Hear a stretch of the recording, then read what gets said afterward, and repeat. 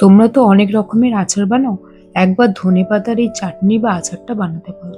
সত্যি বলছি, এই আচার বা চাটনিটা খুব সুস্বাদু হয়। এই সময় খুব ভালো ধনেপাতাও পাওয়া যায়।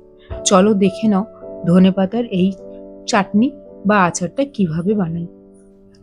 একটা পাত্রে তেঁতুলের পাল্প নিয়ে নিয়েছি, তাতে দিয়ে দেব জিরে গুঁড়ো, হলুদ গুঁড়ো, লঙ্কা গুঁড়ো আর পরিমাণ মতো লবণ দিয়ে ভালো করে মিশিয়ে নেব। এরপর কড়াই গরম করে ধনেপাতা কুচিগুলো দিয়ে ভালো করে নাড়াচাড়া করে নেব। ধনেপাতা থেকে পুরো জল বেরিয়ে যাবে, ধনেপাতাগুলো ভালোভাবে রান্না হয়ে যাবে।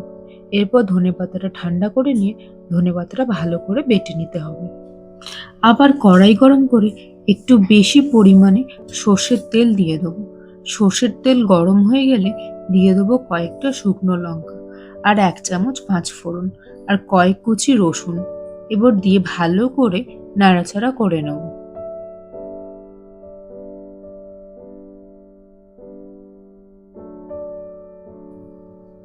এরপর তেঁতুলের যে পাল্পটা ছিল সেটা দিয়ে দেবো, দিয়ে 5 মিনিট রান্না করে নেব।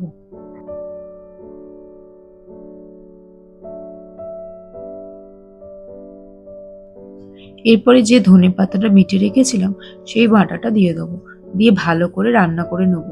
ধনেপাতার কাঁচা গন্ধ চলে যাওয়া পর্যন্ত রান্না করে নিতে হবে।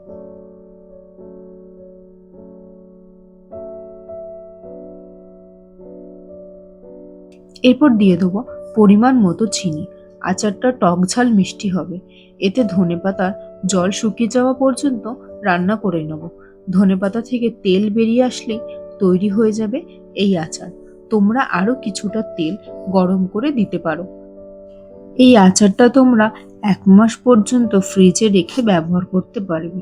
তোমরাও বাড়িতে বানিয়ে জানিও কেমন লাগলো। যদি ভালো লাগে তাহলে একটা লাইক করে দিও। আরও বিভিন্ন ধরনের রেসিপির জন্য চ্যানেলটা সাবস্ক্রাইব করে দিও। সবাই ভালো থেকো। দেখা হবে পরে অন্য একটা রেসিপি নিয়ে।